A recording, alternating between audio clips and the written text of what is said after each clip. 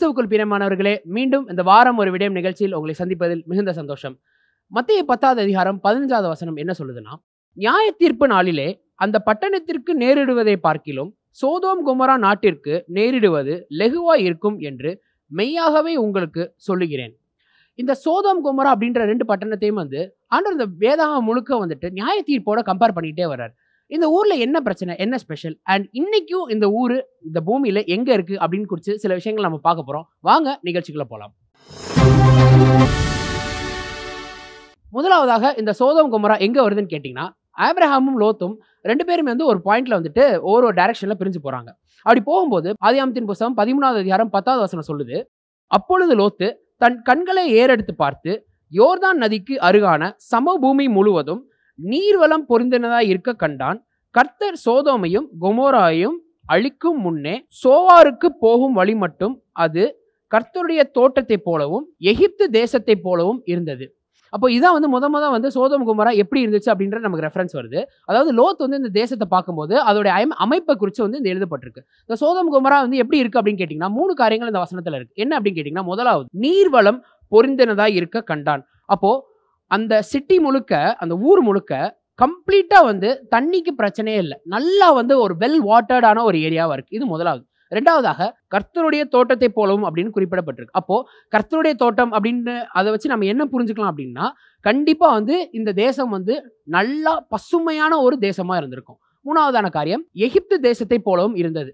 அப்போ எகிப்து தேசம் அப்படின்னு ஏன் இந்த இடத்துல குறிப்பிடப்பட்டிருக்கு அப்படின்னா, அந்த நாட்கள்ல எகிப்து தேசம் தான் இருக்கிறதுலே எக்கனாமிக்கலாவும் சரி, இல்லை எல்லா விதத்திலையுமே ரொம்ப அட்வான்ஸ்டான ஒரு ஊராக இருந்துச்சு. அது பட்டணங்கள் அவங்க கெட்டின விதத்திலையுமா இருக்கட்டும். இப்போ நம்ம எப்படி நம்ம அமெரிக்காவை நம்ம இருக்கிறதுலே செழிப்பான தேசம் அப்படின்னு சொல்கிறோமோ, அந்த நாட்களில் எகிப்து தேசம் தான் இருக்கிறதுலே செழிப்பான தேசமாக கருதப்பட்டுச்சு. இந்த 3 காரியங்கள் தான் சோதோம் கொமோரா பற்றின ஒரு குறிப்பு. இந்த தேசத்தில் ஆண்டவர் என்ன பார்க்குறாரு அப்படின்னா, ஆதியாகமத்தின் புத்தகம் 18வது அதிகாரம் 20வது வசனம் சொல்லுது, பின்பு கர்த்தர் சோதோம் கொமோராவின் கூக்குரல் பெரிதாய் இருப்பதினாலும் அவைகளின் பாவம் மிகவும் கொடிதாய் இருப்பதினாலும். அப்போ கர்த்தர் அழிக்கிறதுக்கு முன்னால ஆண்டவர் என்ன சொல்றாரு அப்படின்னா, அதனுடைய பாவம் கொடிதாய் இருப்பதினாலும் அப்படின்ட்டு. அப்போ இது குறித்து இந்த ஊர்ல எக்ஸாக்டா என்ன பாவம் இருந்துச்சு அப்படின்ட்டு பழைய ஏற்பாட்லையும் புதிய ஏற்பாட்லையும் நமக்கு 2 வசனங்கள் இருக்கு. முதலாவது எசேக்கியேலின் புஸ்தகம் 16வது அதிகாரம் 49வது வசனம் சொல்லுது, இதோ கெர்வமும் ஆகார திரட்சியும் நிர்விசாரமான சாங்கோபாங்கமும் ஆகிய இவைகளே உன் சகோதரியான சோதோமின் அக்கிரமம், இவைகளே அவளிடத்திலும் அவள் குமாரத்திகளிடத்திலும் இருந்தன. சிறுமையும் எளிமையுமானவருடைய கையை அவள் பலப்படுத்தவும் இல்லை. அப்போ இந்த இடத்துல ஆண்டவர் 4 பாவங்களை குறித்து குறிப்பிடுறாரு.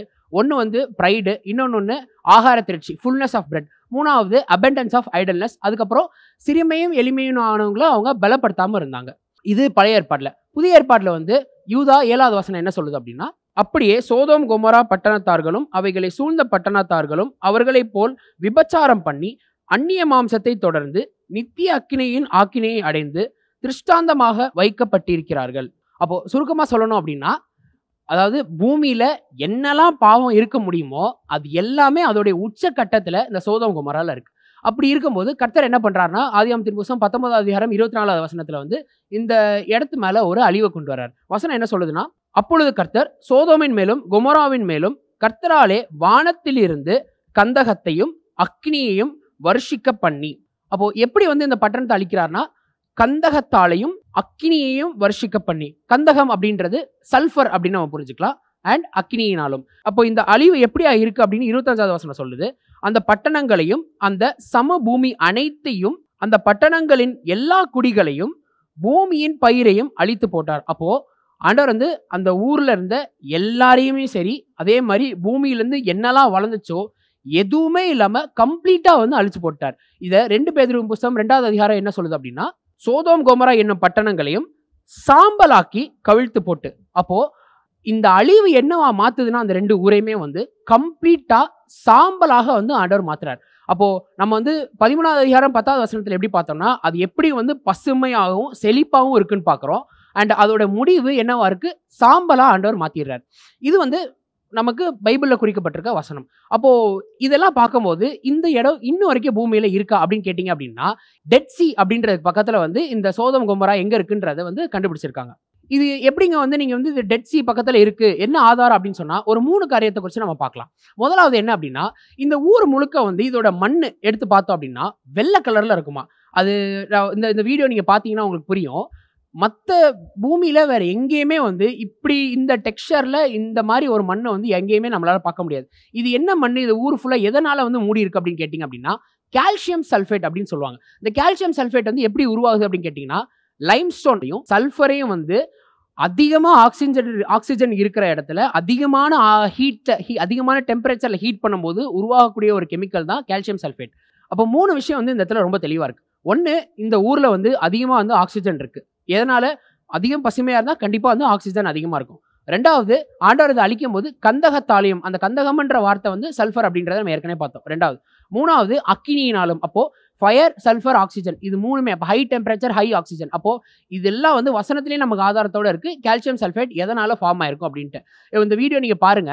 இந்த குறிப்பிட்ட இடத்துல மட்டும் தான் வந்து எந்தெந்த இடத்துல அழிவு ஏற்பட்டிருக்கோ அங்க மட்டும் தான் வந்து இந்த ஒயிட் கலர், இந்த ஒயிட் டெக்ஸ்சர், இந்த ஒயிட் சாண்ட்ன்றது இருக்காம். இது முதலாவது ஆதாரம். 2வது ஆதாரம் என்ன அப்படின்னு கேட்டீங்க அப்படின்னா, இந்த இடங்கள்ல மட்டுமே சல்ஃபர் பால்ஸ் அப்படின்றத கண்டுபிடிக்க முடியுமா. இந்த சல்ஃபர்ன்றது நான் ஏற்கனவே சொல்லேன், இந்த கந்தகம்ன்றது தான் வந்து சல்ஃபர். இந்த சல்ஃபர்ன்றது பூமியில எல்லா இடத்துலயுமே வந்து 40லிருந்து 45% வந்து பியூரா இருக்குமா. ஆனா இந்த ஒரு இடத்துல மட்டும்தான் 90லேருந்து 95% வந்து பியூர் சல்ஃபரா இருக்காம். அது வந்து லிட்டரலி வந்து ஒரு கோல்ஃப் பால் சைஸ்ல இருக்கும். ஒரு சில வீடியோஸ்லாம் வந்து நான் பார்த்தேன். அதுல கிட்டத்தட்ட ஒரு கிரிக்கெட் பால் சைஸ் அளவுக்குலாம் வந்து சில இடத்துல வந்து இருக்கு. இந்த மாதிரி சல்ஃபர் பால் வந்து பூமியில வேற எங்கேயுமே வந்து கிடைக்கல. அதுவும் வந்துட்டு இந்த சோதோமுக்கும் கொமோராக்கும் இருக்கிற டிஸ்டன்ஸ்ல அதுக்கு நடுவுலயுமே வந்து இந்த சல்ஃபர் பால் இருக்காது. எந்த இடத்துல நம்ம பார்த்தீங்கன்னா இந்த ஒயிட் சாண்ட், இந்த கால்சியம் சல்ஃபேட்னால மூடி இருக்கோ அந்த இடங்கள்ல மட்டும் தான் வந்து நீங்க அந்த இடத்துல போய் நடந்து பார்த்தா யாராலையுமே வந்து ஈஸியா வந்து இந்த சல்ஃபர் பாலை தேடி எடுக்க முடியுமா. இந்த சல்ஃபர் பாலை வந்து லேசா ஒரு தீக்குச்சியை வச்சு எரிச்சோம் அப்படின்னா அது வந்து அது எரியறத வந்து நம்மளால பார்க்க முடியும்.